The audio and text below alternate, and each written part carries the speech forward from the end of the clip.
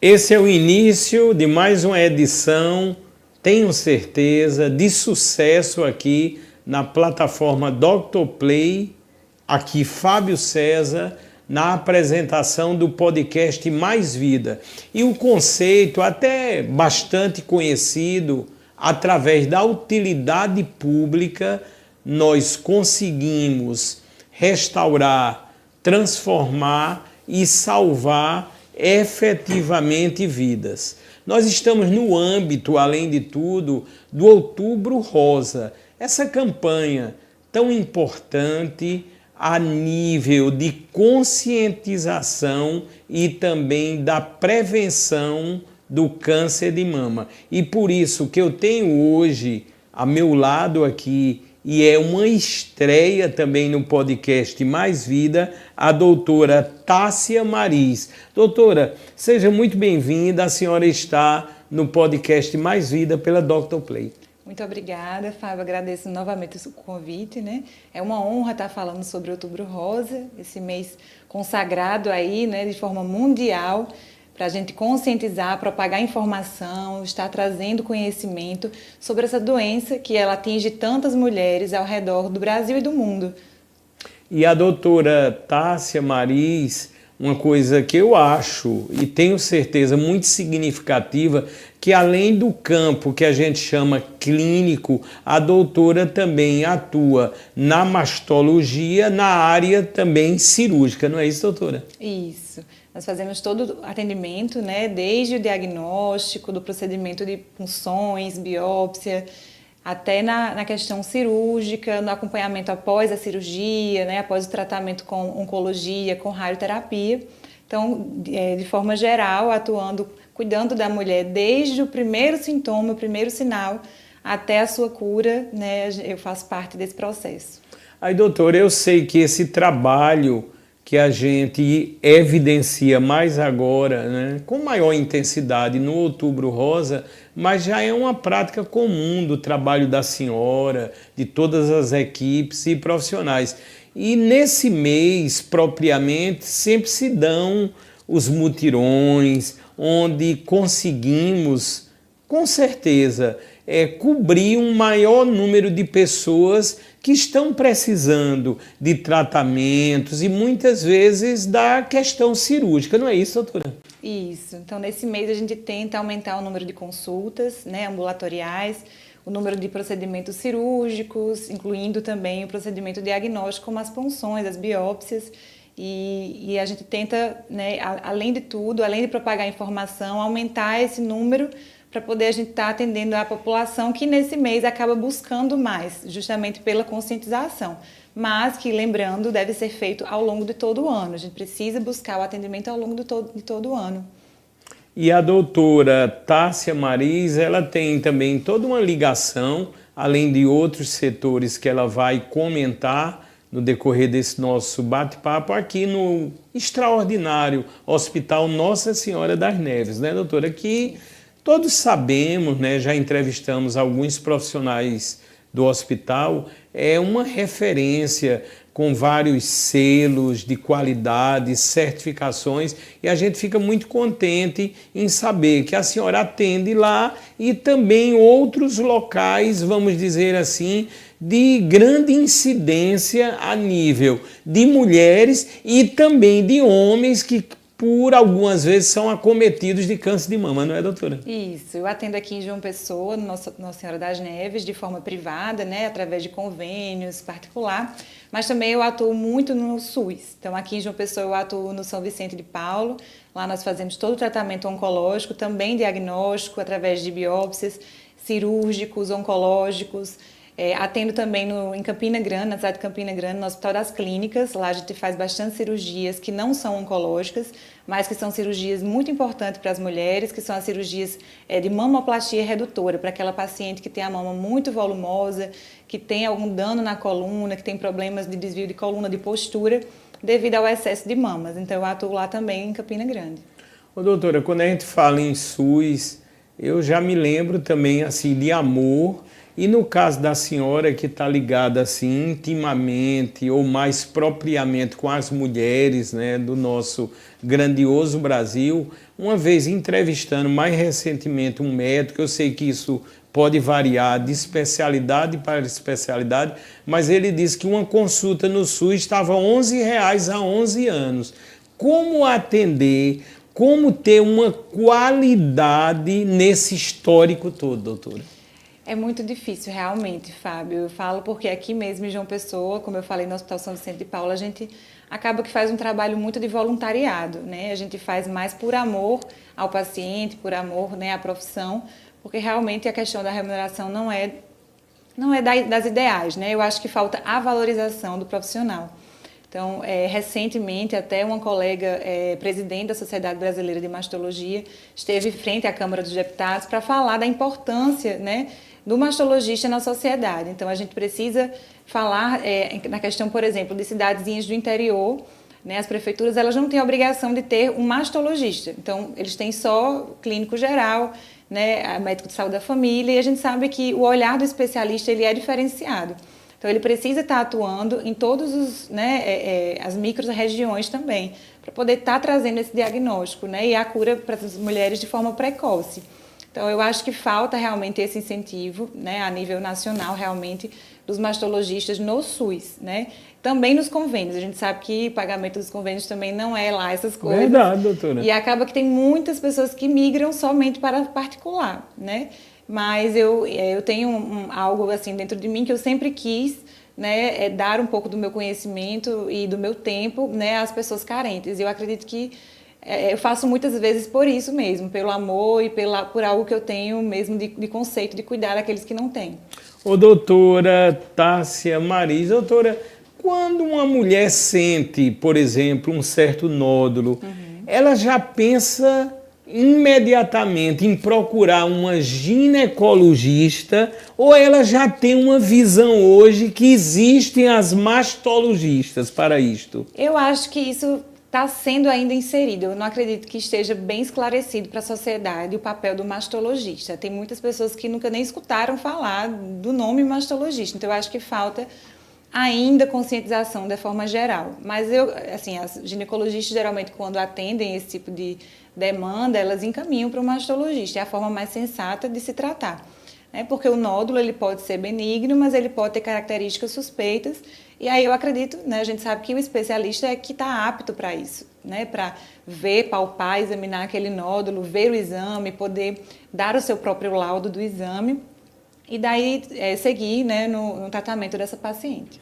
Doutora, nós já temos a primeira tela-tema que diz câncer de mama, uma doença multifatorial. Essa palavra multifatorial, eu acho que ela, vamos dizer, traduz muito bem o conceito amplo dessa doença, não é, doutora? Isso. A gente, quando fala de câncer, Fábio, a gente pensa muito assim, é hereditário, né? É algo que vem de pai para filho e vai passando de forma hereditária. Mas quando se trata do câncer de mama, a gente tem que falar que apenas 5 a 10% dos casos de câncer de mama têm origem genética, têm origem hereditária. Então, vamos ver aí números, 90%, 95% é de forma esporádica. Por quê? Porque tem os fatores comportamentais, ambientais, hormonais, né, a história pessoal daquela paciente. Então, assim, são vários fatores, né, que a gente sabe que pode causar o câncer de mama, né? A gente tem a questão de ser mulher, né? Que só de ser mulher a gente já sabe que o risco é de 100 vezes mais do que o homem, né? Só 1% da população masculina pode ter o câncer de mama. Então, a questão da idade, então, quanto mais idosa, maior o risco.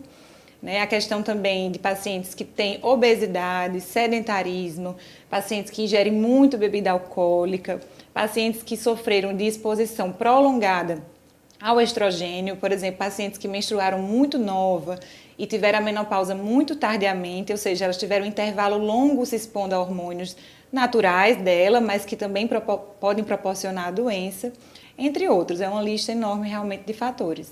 Aí, doutora, quando a gente pensa mastologia e outros países, vamos pensar na Europa, nos Estados Unidos, eles estão muito avançados em procedimentos, ou seja, a senhora tem que estar sempre procurando cursos de aperfeiçoamento. Como é que o mundo está vendo atualmente? Isso, a gente sabe que realmente a nível de medicina, a gente sabe que a medicina, né, internacional, a europeia e, enfim, americana, ela sempre tem muito à frente, está sempre muito à frente da brasileira por causa dos estudos, né? Eles têm muito mais estudos científicos e, com isso, muito mais resultados que possam colocar para a gente aqui começar a trabalhar. Então, a nível de medicações, de procedimentos cirúrgicos, com certeza, né, eles estão sempre mais à frente e a gente tentando correr atrás, se atualizando sempre que possível.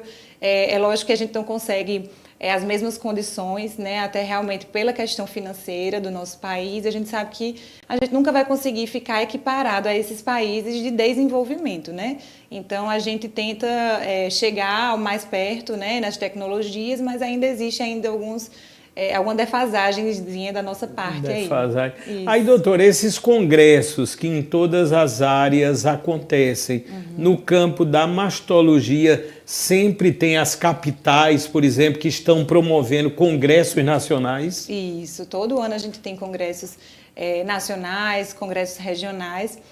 Agora, recente, a gente teve um congresso brasileiro de mastologia que se deu em São Paulo, mas todo ano acontece em alguma região do país, alguma capital do país. E o interessante é isso, é que a gente sempre está trazendo, né, profissionais renomados de outros países, não só do Brasil, para poder estar falando, para poder estar passando a experiência e a gente trocar isso, fazer esse network e essa troca de experiências. Doutora, o próximo tema aqui, eu gosto muito de falar e de aliar, quando possível, a tecnologia, diz aí, exames principais para detectar o câncer de mama. Nós estamos observando, eu pude ver isso, doutor, em loco, que a inteligência artificial tem ajudado muito, grandiosamente, para que se chegue num diagnóstico mais assertivo. Né? Quando eu observei, mesmo em outros campos, em outras áreas da saúde, a inteligência artificial atuando naquela visualização ou na amplitude ou nos resultados obtidos a partir das conclusões da inteligência artificial, eu particularmente fiquei maravilhado, porque dá todo um parâmetro bem maior de análise para qualquer profissional.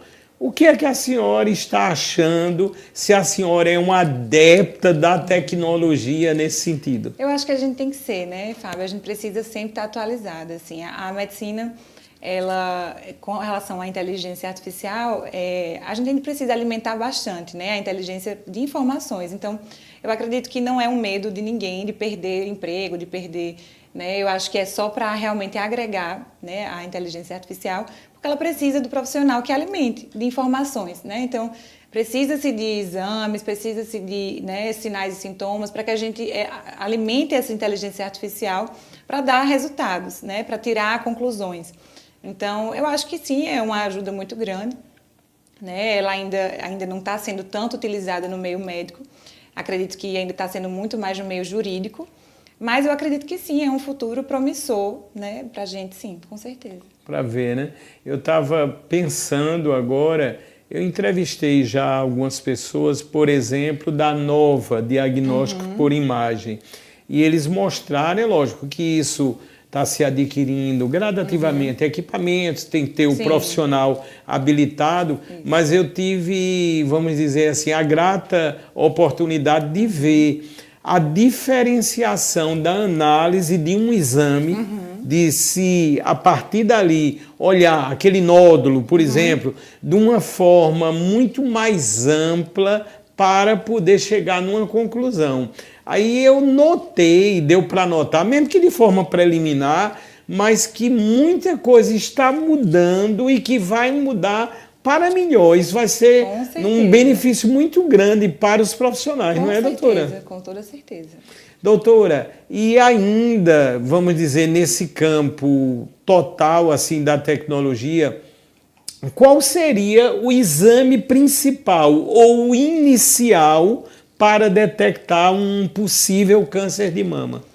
Bom, se tratando de rastreio, né, o que é que significa o rastreamento? O rastreamento é a gente descobrir um nódulo antes dele levar a um sintoma. Então, um nódulo que a gente não palpa, né? Isso é um rastreamento, a gente descobrir antes que apareça, né?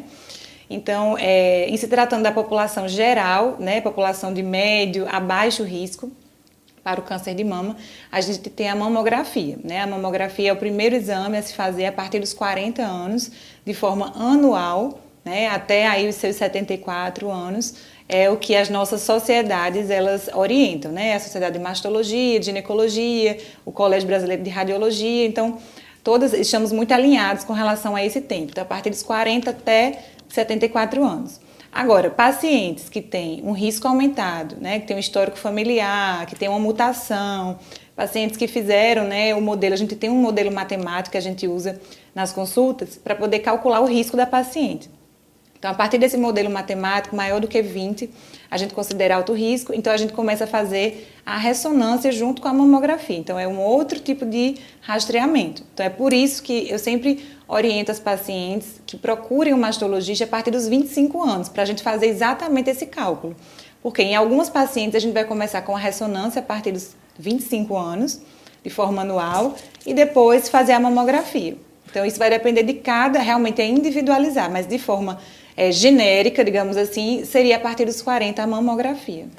Doutora, o exame, vamos dizer, em casa, no ambiente domiciliar, da mulher ou do homem, mas principalmente a mulher, de chegar ali, apalpar, olhar os seios, parece que não se tornou ou não é tão adequado. O adequado é logo procurar o profissional. Há alguma coisa nesse sentido, assim, que pode haver um risco nessa análise preliminar? Isso, assim, mudou-se muito as campanhas de Outubro Rosa, porque antes a gente sempre colocava o autoexame, e hoje a gente sabe que o autoexame ele é importante, mas como um autoconhecimento. Então, a mulher ela se conhecer, ela lembrar que ela tem as mamas, lembrar que ela precisa se cuidar, observar a si mesma no espelho, né, se apalpar.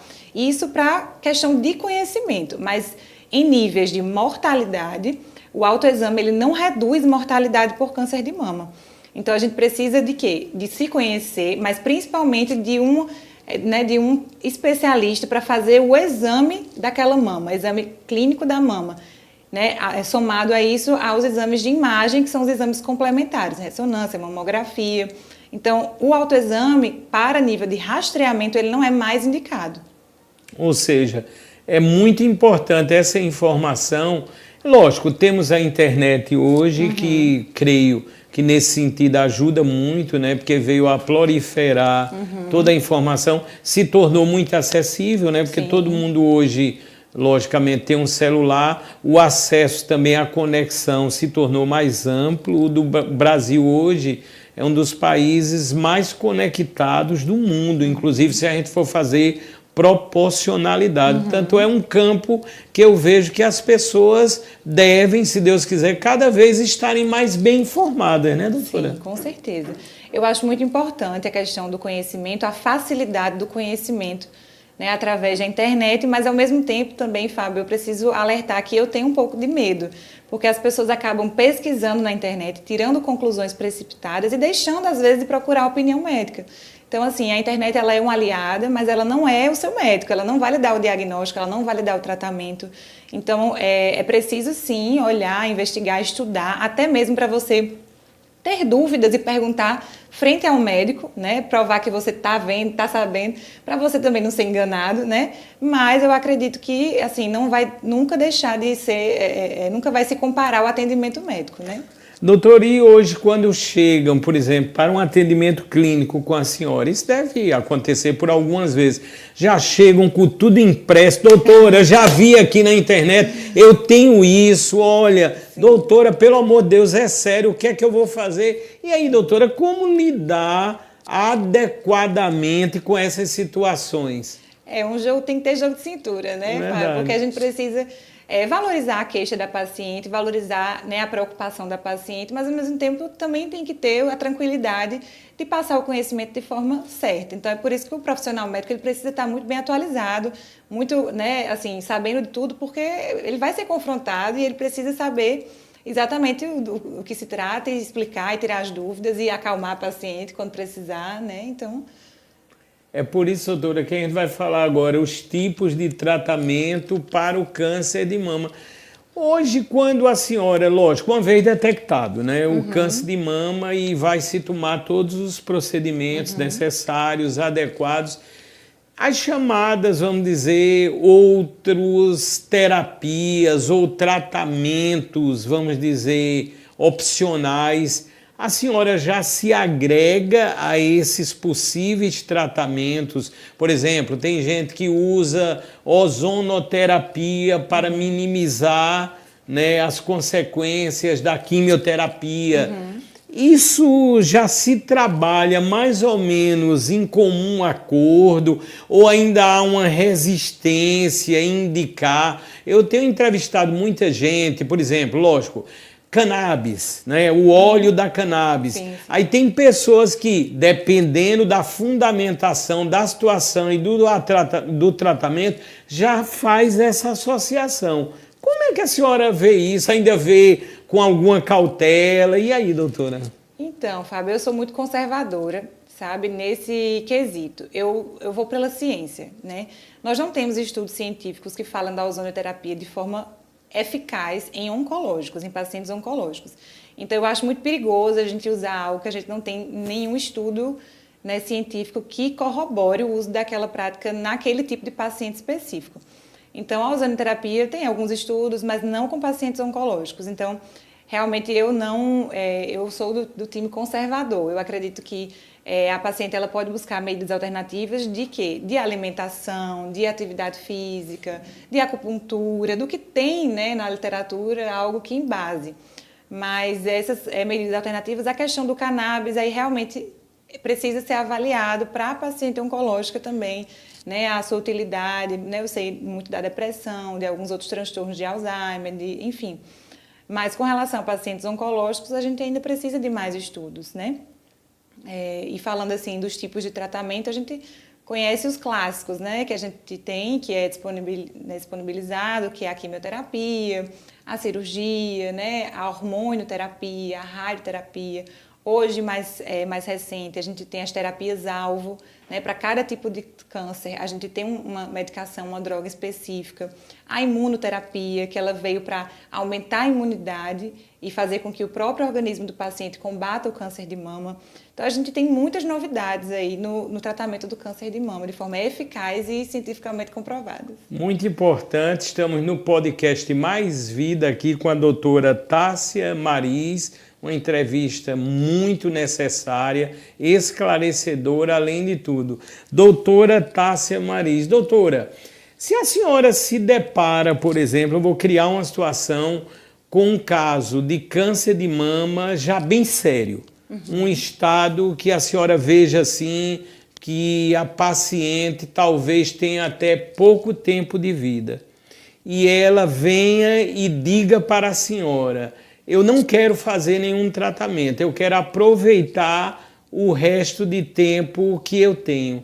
Qual é a posição de uma médica conceituada como a senhora? É respeitar o desejo do paciente, ou a senhora ainda tenta mostrar que, baseado nos tratamentos cada vez mais avançados, aquilo pode não ser um fato? E aí, doutora? Isso, Fábio, assim, é lógico que a gente sempre escuta muito, né, a escuta ativa do paciente é muito importante, a gente está, né, com o coração aberto, com a mente aberta para entender a realidade daquele paciente, daquela paciente, mas é importante a gente frisar que, assim, a gente não consegue dar a quantidade de dias de vida para ninguém, só quem determina isso é Deus, então a gente precisa orientar a paciente de que a esperança, a fé e tentar. Eu acho que antes mesmo de desistir, a gente precisa tentar. E aí as tentativas, a gente tem inúmeros tratamentos que conseguem prolongar a vida dessa paciente, mesmo pacientes com metástase, mesmo paciente com doença à distância disseminada, a gente consegue prolongar bastante a vida dessa paciente sem trazer para ela uma vida ruim, né? Uma vida porque muitas vezes o medo da paciente é de que ela passe os últimos dias de vida de forma, né, assim, realmente definhando. Mas não é assim, a gente tem realmente tratamentos modernos que a paciente ela consegue viver e ter uma qualidade de vida por bastante tempo. Então, eu tento sempre com otimismo, né, com fé, trazer para a paciente que existe realmente outras alternativas antes dela desistir. Né? Eu acho que precisa-se pelo menos tentar. Ô, doutora, a senhora se depara com muitos casos graves, né? Sim. Penso eu. Aí, doutora, a senhora também faz análise, porque eu vejo hoje quase todos os profissionais chegam para mim e dizem, Fábio, estou tendo que fazer análise porque o dia a dia a gente tem que estar muito bem preparado e a saúde mental hoje é o que norteia praticamente tudo. E aí, doutora? É muito difícil a gente lidar, né, com uma doença terminal, muitas vezes, né, uma doença grave, e a gente não se sensibilizar e não levar para casa. Então, é muito difícil esse limite, assim, né, de conseguir separar o profissional do pessoal.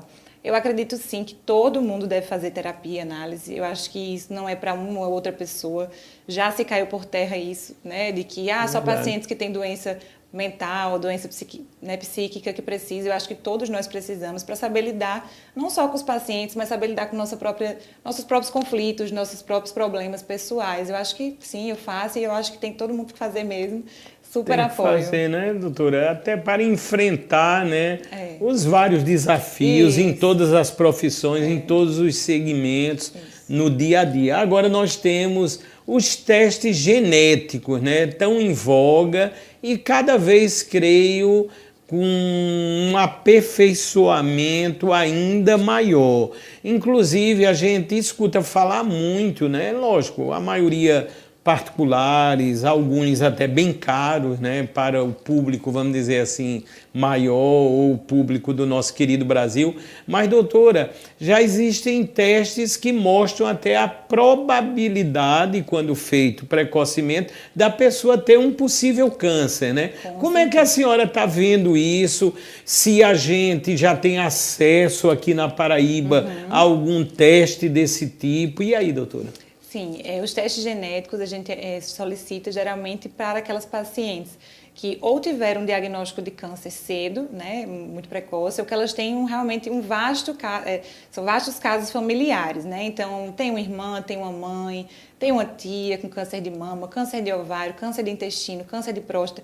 Quando a gente se depara na anamnese, que é muito importante, a conversa com a paciente, que ela tem um histórico familiar repleto de casos de câncer, né? Mesmo a paciente sem ter, é interessante a gente procurar realmente incentivar ela, pelo menos a ela ter um aconselhamento genético. Então, as minhas pacientes que têm câncer de mama ou que são assim realmente com vastos casos familiares, eu oriento primeiro procurar o geneticista, tá? Porque eu acho que o aconselhamento genético é muito importante, porque muitas pacientes, Fábio, elas não têm condição psíquica de lidar com a chance de ter um câncer. Então, às vezes, a gente avalia os testes genéticos, eles são diversos genes. Existem alguns genes que a gente observa resultados com, por exemplo, são os testes que não têm muita sensibilidade, né? Então, é uma variante de significado indeterminado que a gente fala. Então, muitas vezes não é que aquela variante positiva vá trazer risco de câncer, mas a paciente ela não tem condição de receber essa notícia. Então, o aconselhamento genético ele está aí para ser feito antes do teste. E com relação ao teste, a gente tem testes, desde testes mais em contas, né, que seriam os testes de BRCA1 e BRCA2, que são realmente a grande maioria das mutações genéticas, mas a gente também tem um painel multigênico, que a gente vai avaliar TP53, PALB2, CHECK, que são vários outros genes que também podem causar câncer de mama. Então, é importante falar assim também para as pessoas que o teste genético, ele idealmente deve ser feito na pessoa que teve o câncer. Tá? Então, por exemplo, se foi a sua mãe que teve câncer, o ideal é que ela, se ainda é viva, faça o teste. Caso venha dar positivo, daí sim você faz o teste, certo? Porque aí realmente fica algo mais certeiro, saber qual é a mutação daquela pessoa para poder investigar na família. Ô, doutora Tássia Mariz, doutora, quando a senhora se depara já com os cânceres constatados, né? Câncer de mama no caso, normalmente ali nesse cenário está a mulher e o companheiro, a mulher e o marido, ou geralmente quando o marido sabe, sai correndo. E aí, doutora? Fábio, isso aí é muito complicado, né? Porque a gente sabe que ter uma rede de apoio é fundamental no diagnóstico do câncer de mama e eu vejo muita solidão. Sabe, eu vejo muitas pacientes realmente sozinhas, né? Sem companheiro, o companheiro realmente, quando sabe, cai fora, acha que realmente é uma responsabilidade muito grande e sai. E muitas vezes a paciente pode ser que não tenha família, filhos, mãe, enfim, eu vejo muita solidão. E aí, nessa hora, a gente precisa ser o ombro amigo e ter, né, esse papel fundamental de aconselhar, né, de trazer também a assistente social para participar, né, trazer o psicólogo, o psiquiatra, trazer uma equipe multidisciplinar, principalmente para as pacientes que são sozinhas, né? Ou seja, pelo que a senhora está dizendo, já existe, assim, bem fundamentada toda uma rede de apoio nessa história, que ali ele vai justamente sentindo, no decorrer das ações, as possibilidades que podem oferecer àquela paciente, né, doutora? Ou é muito carente ainda, porque a gente vê muitas pessoas doentes, né, e os sistemas de saúde, assim, superlotados, né? A gente vê fila hoje para tudo, uma coisa muito séria, né, doutora? No que diz respeito ao sistema público, realmente a gente vê que falta muito ainda essa questão do psiquiatra, né, e da psicóloga. A assistente social nem tanto, a gente sempre tem assistente social, mas falta essa rede de realmente de terapia, né? Porque eu acho que é muito importante. A gente sabe que a depressão está presente demais em pacientes com câncer. Doutora, depois que se detectou, vamos pensar precocemente, que as chances aumentam, né, de forma enorme. Durante quantos anos tem que se ter essa observação? Porque às vezes eu fico imaginando, sempre são anos de tensão, né, doutora? Porque se você disser ali, não, tudo bem, o câncer desapareceu, está sob controle, vida normal agora, fazendo os exames, as indicações médicas, mas geralmente se fala, depois de 5 anos é que você pode dizer, estou livre. Há esse tempo mesmo, esse dimensionamento de tempo. Sim. E por que 5 anos, hein, doutora? Eu sempre fiquei curioso. É mais a questão de estatística de recidiva. A gente percebeu que ao longo desses 5 anos, né, as pacientes que recidivam, ou seja, que o tumor volta, acontece nessa lacuna de 5 anos. Então, é questão mesmo de estatística, análise estatística em porcentagem, né, das pacientes. Então, após 5 anos, geralmente o que acontece é uma primeira doença, né, uma doença primária, e não uma recidiva daquele tumor. Porque a gente sabe que também um grande risco de se ter câncer de mama é já ter tido câncer de mama. Então, a paciente que já tratou há 5 anos, ela pode ter câncer de novo. Mas aí não seria o primeiro, né? Depois de 5 anos, geralmente é um novo primário, é um novo câncer primário. Então, nesse período primeiro de 5 anos, é uma vigilância muito ativa, né? Nos primeiros 2 anos, a gente avalia a paciente sempre de 6 em 6 meses, até 3 em 3 meses, dependendo do serviço. E aí isso vai se afastando um pouco o tempo até os 5 anos, uma vez por ano. Doutora, quando detectou o câncer de mama, e vamos supor que o caso se agrave, normalmente, não sei se isso há uma lógica, qual é outro órgão que geralmente é primeiro atingido pelo câncer, quando ele vai, vamos dizer, tomando outras partes do corpo? E aí, doutora? Primeiro de tudo, de metástase, é linfonodal. Então, o câncer ele passa da mama para os linfonodos da axila. É tanto que durante a cirurgia de câncer de mama, a gente sempre aborda mama e axila, porque é o primeiro lugar onde vai se espalhar. Então, o primeiro sítio de metástase é a nível linfonodal, é nas cadeias linfáticas. E aí, depois dos linfonodos, o outro sítio muito comum de metástase são os ossos. Então, tem muitas pacientes que vivem aí anos e anos e anos com metástase óssea. É diferente, por exemplo, de um tumor mais agressivo, né, que a gente tem, lobular, por exemplo, que pode dar metástases cerebrais, metástase hepática, né, que são as viscerais. Então, nesses casos, realmente, é um tipo de metástase mais agressiva, que a gente tem um pouco mais de dificuldade em prolongar, né, a vida da paciente. Muito interessante a informação a nível, assim, quando a gente vê o câncer de mama. E esse modo, eu acho peculiar de perguntar, esclarece muitas pessoas.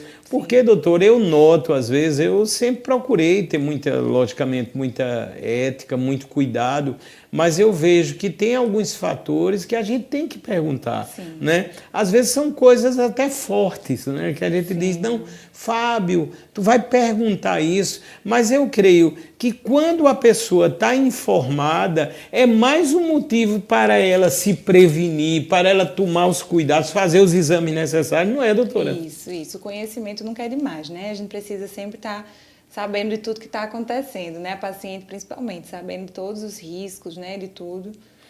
Eu sei que a senhora já falou um pouco aqui, tem dizendo agora nesse tópico, o histórico familiar, um agravante a ser analisado. Doutora, eu já entrevistei médicos em outros setores, eu estou me lembrando agora, está fluindo agora, que ele disse o seguinte, eu achei interessante, ela disse, já que há um histórico familiar para aquele tipo de patologia, aí é que é o momento de se cuidar precocemente. Por quê? Você não pode levar aquilo, segundo ele, como uma regra. Ou seja, porque há N casos cardíacos na família, você vai ter também. Ele analisou mais pelo lado de você se cuidar, de você não ter diabetes, de você controlar o peso, de ter uma vida saudável. Ele disse, essa estatística vai cair por água abaixo a partir do momento que você for tomando as condições adequadas. É por aí, doutora? Isso, com certeza. A gente sabe que os fatores genéticos, né, como eu falei, não são a maioria, né, dos casos de câncer de mama, mas a gente sabe que realmente aumenta, né, a chance de ter e como é que a gente pode prevenir. Então, existem os casos de prevenção primária. Prevenção primária seria a paciente deixar, né, a questão do sedentarismo, né, reduzir o peso, cessar o etilismo, o tabagismo. Então, são formas, né, da gente incentivar as pacientes para poder diminuir o risco delas, né? A questão da amamentação, eu sempre falo isso porque a gente teve o agosto dourado recente e a gente fala sobre os benefícios da amamentação e é importante incentivar as pacientes não só pelo bebê, porque o bebê a gente sabe N motivos, né, de benefícios para o bebê, mas para a mulher é muito importante a questão da amamentação. Depois de 12 meses amamentando, né, o seu bebê, você consegue reduzir o risco em 4%. É bastante, né? A gente consegue reduzir bem o risco de câncer de mama. Então, além de todas essas outras medidas comportamentais, de perder peso, atividade física, então, isso é importante. Mesmo a pacientes que têm fatores genéticos, né, a gente precisa que elas tentem reduzir o risco dessa forma. E a senhora falou em amamentação, vou aproveitar, já esteve aqui, um abraço para a doutora Thaís, que é a diretora-geral do Banco de Leite Humano, Anita Cabral, que faz um trabalho maravilhoso. Eu, além de entrevistá-la, eu tive a oportunidade de conhecer todo o processo lá no Banco de Leite e fiquei assim maravilhado. E quando a senhora fala dessa importância, eu sei da nitidez, como o público também que tem acompanhado as edições aqui do podcast Mais Vida, e a senhora fala com enorme inteligência, viu, doutora? A gente nota isso. Doutora, aqui uma outra grande habilidade, né, no trabalho da senhora, cirurgias mais modernas para os casos de câncer de mama. Já vem uma pergunta, no caso dessas cirurgias, geralmente sempre tem que estar acompanhado do oncologista? Não. A gente fala que assim, o mastologista ele é o cirurgião e o oncologista ele é o médico prescritor de medicação. Então, quem vai passar as quimioterapias, né, toda a parte de medicação, né, oral, venosa, é o médico oncologista. Ele não atua na parte cirúrgica e como a gente também não intervém na parte de medicações. Então, esses dois médicos, eles têm que estar juntos trabalhando, assim como também o radio-oncologista, que é o médico que faz a radioterapia. Então, são esses três médicos assim que têm que estar juntos no processo assim, de tratamento do câncer de mama. Mas cada um vai ter o seu tempo de atuação, né? Muitas vezes a gente começa pela cirurgia, mas algumas vezes a gente começa o tratamento pela químio e a cirurgia só entra depois, né? Depois do tratamento e, por fim, a radioterapia. Aí, doutora Tássia Mariz, e no caso que já falamos, quando o câncer ele se proliferou para outras áreas, Aí você ali no ato cirúrgico vai ter que ter o profissional daquele outro setor ou vai abranger também a área da senhora? E aí, doutora? Bom, Fábio, assim, geralmente o que é que a gente faz quando a gente dá o diagnóstico do câncer de mama? A gente faz exames de imagem, que a gente fala de estadiamento, que é para saber quão grave aquele câncer está disseminado. Então, se a paciente ela está com um tumor que está, por exemplo, invadindo ali a costela, arcos costais, né, pulmão, enfim, a gente não vai começar o tratamento pela cirurgia. A gente vai começar o tratamento pela quimioterapia, para tentar enxugar esse tumor, diminuir esse tumor e poder sim fazer uma cirurgia, né, ter a condição de fazer essa cirurgia de forma mais conservadora, sem precisar fazer uma cirurgia enorme, como se fazia anteriormente, que a gente tirava até músculos, né, antigamente. Hoje em dia, na mastectomia, a gente só retira realmente a glândula mamária, né, e ali mexe a axila também, mas a gente não tira mais músculos. Então, a gente nunca vai para a cirurgia para se surpreender. A gente já vai com um planejamento cirúrgico. Então, é feito todos esses exames, né, seja ressonância, tomografia de tórax. Então, para ter uma análise e a gente determinar qual vai ser a cirurgia para aquele paciente. É aí onde se dimensiona e tantas pessoas falam que algumas foram logo direto para a cirurgia e outras fizeram procedimentos como a químio para poder fazer a cirurgia, né, doutora? É aí onde se vê todo esse dimensionamento. Outra coisa que eu notei, doutora, eu já tive casos na família, uma pressa em se fazer tudo o que tem que fazer rapidamente. É porque o câncer exige essa pressa, doutora? Sim, com certeza. A gente precisa, inclusive, eu tenho que lembrar, eu gosto muito de lembrar, de que existe uma lei no SUS, que é a lei dos 60 dias. Então, a paciente que ela teve o diagnóstico pelo SUS, ela precisa começar o seu tratamento dentro de 60 dias, a partir do momento do diagnóstico. E a gente não vê isso se cumprir, Fábio. Infelizmente, as pacientes elas têm esse atraso. Então, assim, o tempo ele demanda realmente essa questão de aumentar o tumor, né? Então, a gente tem pressa em começar o tratamento para conter essa disseminação tumoral. E por isso que eu sempre falo dessa lei para os pacientes tentarem buscar realmente seus direitos, né? E começar o tratamento cedo com relação ao SUS. A gente sabe que convênio particular tem mais facilidade em acesso, mas o SUS ainda tem um pouco de atraso. Por isso que a gente nota, infelizmente, que pessoas morrem porque leis como essa que a senhora citou não são efetivamente cumpridas. Né, doutora? Quando a gente vai analisando a nível do SUS, as pessoas, que é a grande maioria da população menos favorecida, a gente vê cada vez uma demora maior nos procedimentos, nos atendimentos. Eu acho que isso, se eu vejo no olhar de um médico, de uma médica, chega alguns momentos que a gente fica até aflito, né, doutora? Ou impotente, né, doutora? A sensação é exatamente impotência. Porque a gente faz muitas vezes uma biópsia, demora 40, 60 dias para sair o resultado da biópsia, para daí sim a paciente voltar com o exame, para começar o tratamento, seja quimioterapia, seja cirurgia. Quimioterapia às vezes demora também 2, 3 meses para poder sair. Então, assim, é muito difícil. Realmente a gente tem que... É uma luta, né? É uma luta. Doutora, os casos, a senhora já falou que são poucos, né? Normalmente de câncer de mama em homens. Sim. E no caso dos homens, ocorre também de serem menos graves ou aí não há diferenciação, doutora? Pelo contrário, nos homens, apesar de serem realmente raros, né? 1% da população masculina mundial, são mais agressivos. Geralmente os casos de câncer em homem são casos de mutação genética. Então, nesses casos, por exemplo, se você tem um homem na família que teve o câncer de mama, automaticamente as mulheres da família elas se tornam alto risco para o câncer de mama. Então, existe uma chance aumentada dessas pacientes de terem o câncer. Então, a vigilância delas é bem maior, o rastreamento é mais precoce, com outros tipos de exames. Né? Então, e o câncer tende a ser mais agressivo, né? Com realmente metástases à distância, né? O câncer no homem. Então, e ainda mais porque o homem ele demora a buscar o atendimento, né? Existe essa resistência da parte do homem de procurar, né? o profissional e dar o diagnóstico. Doutora Tássia Mariz, doutora, o padrão de beleza feminino, me refiro em relação aos seios, ele tem mudado até porque a vida, sabemos, é feito de mudanças. Aí, doutora, antes tinha aquele padrão dos seios maiores, vamos dizer assim.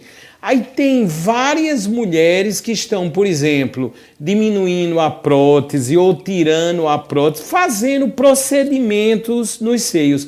Isso poderia evidenciar uma maior probabilidade de câncer de mama nessa história?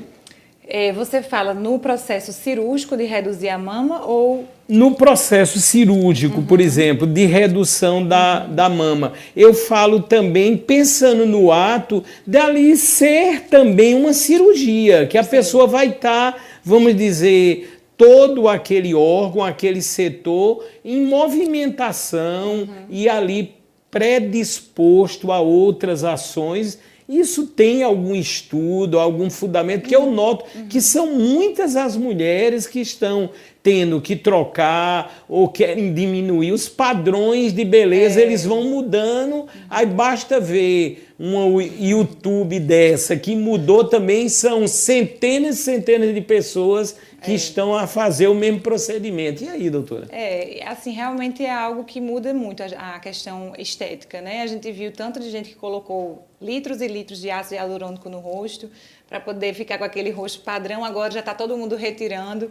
Então, assim, realmente não é um fator de risco, né? A cirurgia em si não é um fator de risco. A questão da redução de mama é até bom, né? Em alguns casos, porque a gente tira a quantidade de tecido mamário, com isso diminui o risco, né? De câncer de mama. Mas, assim, não é interessante porque a gente sabe que todo procedimento ele tem seus riscos, né? Ela pode ter risco de perder a areola, de abrir os pontos, de ficar com a mama aberta, né? De rejeitar a prótese. Então, assim, precisa-se ter também a questão de conscientização dos médicos que estão fazendo o procedimento, né? Para não ficar também nisso, né? A paciente desejou, você muda aqui, muda ali. Eu acho que tem que ter um meio termo aí de conversa. Ô, doutora, são muito mais mastologistas mulheres e poucos homens na área. Eu tenho essa imaginação, só penso que 80% são mulheres e 20% são homens. E aí, doutora? Estatisticamente, eu não sei te falar, Fábio. Assim, eu percebo que aqui, realmente, aqui na Paraíba, tem muito mais mulheres, né? Realmente, nós somos muito mais mulheres na sociedade assim, da Paraíba, né? Mas a nível, assim, do Brasil, eu vejo bastante homens, assim, muitos, assim, quando a gente se reúne em congresso, né? Eu vejo bastante também essa presença masculina, mas em números eu não sei dizer, realmente, assim. Ô, doutora, será que as mulheres não confiam mais nas mulheres, como a senhora, nesses casos ligados, assim, com situações tão críticas, muitas vezes, né, como câncer de mama? Eu acho que pode ser algo... tem os dois lados, né? Tem a questão da vergonha, da timidez, que acaba confidenciando mais a mulher. E tem também ainda um pouco daquele machismo, né? De achar que o homem que tem, né, o conhecimento, enfim. Mas eu acho que, não sei, eu acredito que está sendo mudado isso. E está havendo mais essa confiança, né? Eu acredito que independente do gênero. Doutora, agora vem, creio que o tema central da nossa conversa e o alerta maior e o motivo também dessas campanhas, né? Nós observamos, são muitas as campanhas, né? Nas diversas patologias. Eu sempre tenho aquela visão que o Outubro Rosa, graças a Deus, parece que se tornou até mais forte do que qualquer outra campanha. E aqui diz: prevenção, sempre a melhor solução. Doutora, é por aí mesmo onde podemos, se Deus quiser, mudar essas estatísticas, não é isso, doutora? Isso, a gente tem assim, fatores, né, que a gente consegue modificar. Nem todos os fatores de risco para o câncer de mama são modificáveis, mas a gente tem aqueles que a gente consegue, né? Então, o que a gente chama hoje de prevenção primária seria exatamente essas mudanças de estilo de vida, né? De comportamento. Então, o paciente, por exemplo, realmente ter um hábito de vida saudável, uma alimentação saudável, praticar atividade física, reduzir, né, obesidade, etilismo, a exposição a radiações ionizantes. Então, tudo isso a gente precisa tratar como uma prevenção primária. A prevenção secundária, a gente já consegue ver a questão do diagnóstico precoce. Então, através da mamografia, descobrir cedo, né, uma lesão, dar o diagnóstico e aumentar, potencializar a cura, né? Um diagnóstico precoce, a gente tem 95% de chance de cura. Então, essa seria a prevenção secundária nesse cenário. Aí se alerta, lógico, a nível da OMS e vários setores e associações, organizações no Brasil sobre um número elevado, né, de câncer de mama e as estatísticas futuras também preocupantes.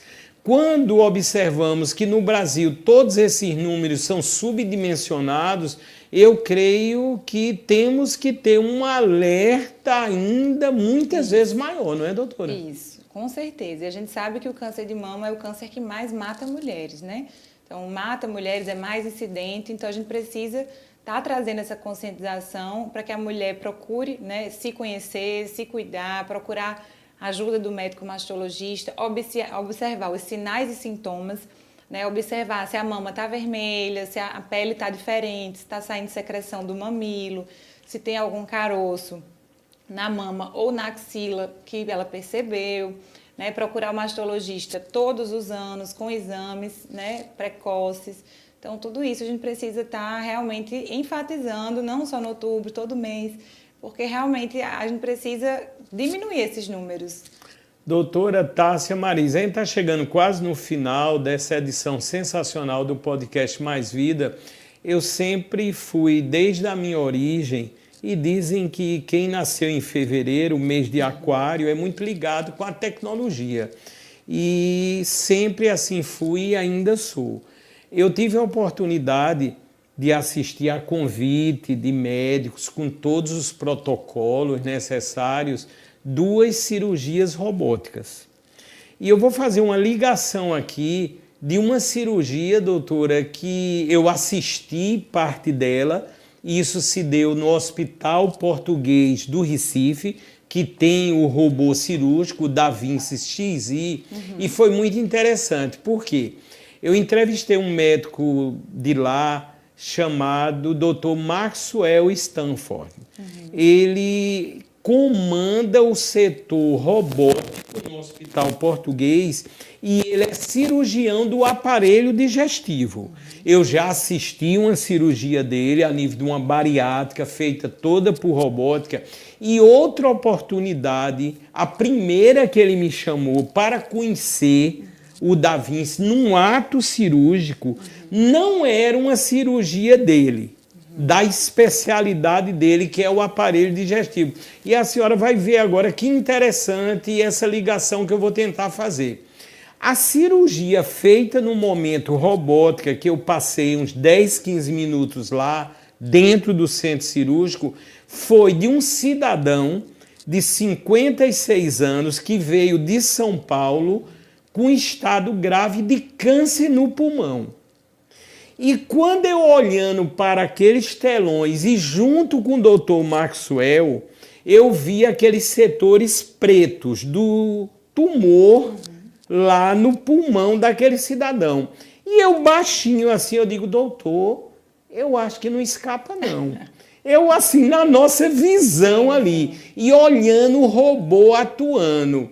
E doutor Maxwell, na mesma hora, me disse, eu acho que estava já perto do final da cirurgia, e o doutor disse, não, Fábio, já foi quase tudo retirado. Eu tive a oportunidade de entrevistar o doutor Maxwell em outro momento, após esse fato, e na hora, ao vivo, eu digo, doutor, aquele cidadão que eu presenciei câncer no pulmão, e lá os grandes cirurgiões, a equipe, operando com o robô. E aí, o que aconteceu? Ele disse, Fábio, 3 dias depois ele teve alta. Aí vem o meu pensamento, será que no caso do câncer de mama, o robô não poderá ou não está atuando da mesma forma? E aí, doutora? Então, a questão da cirurgia robótica na mama, ela é um pouco mais, assim, diferenciada. Por quê? Começou-se a fazer a cirurgia em 2017, não faz tanto tempo, né, no Instituto Europeu de Oncologia, né, não foi aqui no Brasil. Então, assim, a questão de indicação, né, a mama, ela é um órgão externo, né, ela é um órgão externo. Então, não são todas as pacientes que elas vão ter indicação de uma cirurgia robótica. Por quê? Tem alguns casos que a gente precisa tirar partes de pele, mamilo, areola. Tem questão de volume mamário, estética mamária. Então, as indicações para uma cirurgia robótica são mamas pequenas, tumores pequenos que a gente consegue fazer uma mastectomia poupando a pele e a areola e que fica esteticamente interessante, colocando a prótese em cima do músculo. Então, são vários quesitos que a gente precisa realmente observar. É uma cirurgia que demanda também a questão profissional, né, de você aprender a mexer no robô. Né? Então, tudo isso tem um tempo de aprendizagem que a gente ainda não está tendo na parte da mama, né? Então, uma cirurgia de mama, de uma mastectomia, que demora, acho que 1 ou 2 horas no máximo, uma cirurgia robótica dura 8, 12, porque realmente é algo ainda a se aprender em nível de técnica, né? Realmente, com o passar do tempo, com a prática, acredito que isso vai sendo diminuído, né? Mas a gente sabe que não é todos os serviços, não são todos os serviços que têm acesso ao robô. O custo da cirurgia eleva-se exorbitantemente, né? Então ainda não é uma realidade a nível do Brasil em cirurgias robóticas de mama. Mas eu acredito que sim, é um futuro, né? Acho que precisa-se realmente investir, né, em questão de curva de aprendizado, né, nos médicos. E também em robôs, né, que seja disponível, porque realmente são poucos. Doutora, vamos pensar positivamente, né? Porque, doutora, eu vi, é um vídeo explicativo do Da Vinci, tem um dos vídeos lá que viraliza muito, que é os braços robóticos do Da Vinci, ele tirando simplesmente a casquinha da uva, de uma uva. Aí a gente vê a precisão, né, do robô. Portanto, eu não tenho dúvida, pensando aí pelo lado positivo, assim, que com o tempo, né, eu acho até dentro de uma naturalidade, para alguns casos, como a senhora falou, né, porque cada área, né, tem as suas particularidades, mas se Deus quiser, ainda vou ver a senhora me convidando para assistir essa cirurgia, viu, doutora? Com se certeza, Deus quiser. se Deus quiser. Doutora Tássia Mariz. Doutora, nós chegamos no final. Eu quero, assim, agradecer imensamente a senhora. Eu passei naturalmente a ter uma percepção a cada nova entrevista. E a senhora hoje, eu gosto muito de números, foram muitas aulas de física, viu, doutora? A senhora já é a entrevistada minha de número 541. E eu posso dizer com toda exatidão, a senhora é uma grande mulher e é uma excepcional médica. Obrigada. E eu fico imaginando, a senhora é muito jovem, o quanto, se Deus quiser, a senhora ainda vai evoluir e salvar vidas. Com certeza. Portanto, eu quero deixar a senhora muito à vontade para as palavras finais e fazendo questão também que a senhora diga o Instagram, motivo de comunicação assídua, e eu vi o grau de atualização e a interação que a senhora faz com todos os pacientes. Doutora, muito obrigado de coração. Obrigada, Fábio. Suas palavras até constrangem, realmente, muito obrigada. A gente tenta, né, se profissionalizar cada vez mais, estudar mais para atender as mulheres da melhor forma, os homens também da melhor forma possível, né, para que realmente a gente dê tudo de si, né, nesse tratamento, nesse cuidado, nesse amor pela profissão. E nas palavras finais é só realmente lembrar, enfatizar do cuidado, né, do autocuidado, do amor, né, das mulheres consigo mesmas, né, do olhar realmente para si, para suas mamas, e que não deixe para depois, sabe? Assim, eu sei que a vida é muito corrida, eu sei que as coisas acontecem muito rapidamente, e quando menos se espera, já se passaram-se aí 2, 3 anos e não foi se consultar com o mastologista, fazer um exame de rastreamento, e a gente perde tempo, né? A gente perde tempo no diagnóstico, perde tempo no tratamento, perde tempo na cura.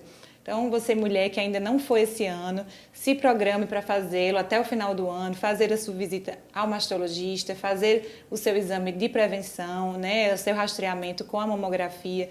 Se ame, se cuide, procure realmente fazer uma atividade física com alimentação balanceada, para que você tenha uma vida longa e feliz por aí. Doutor, e já que o nosso programa se eternizou, né? Estará eterno sempre no YouTube, a partir de agora em Dr. Play Saúde, a rede social da senhora, o Instagram. Sim, a minha rede social é doutora, com DRA, Tássia, TH, 2 S, mastologista. Então lá eu sempre estou postando, todos os dias, né, algo sobre mastologia, né, sobre as coisas mais, os assuntos mais abordados, os assuntos mais polêmicos e tirando todas as dúvidas. Eu sempre abro caixinha de perguntas, sempre estou à disposição de retirar as dúvidas e trazer realmente mais informação.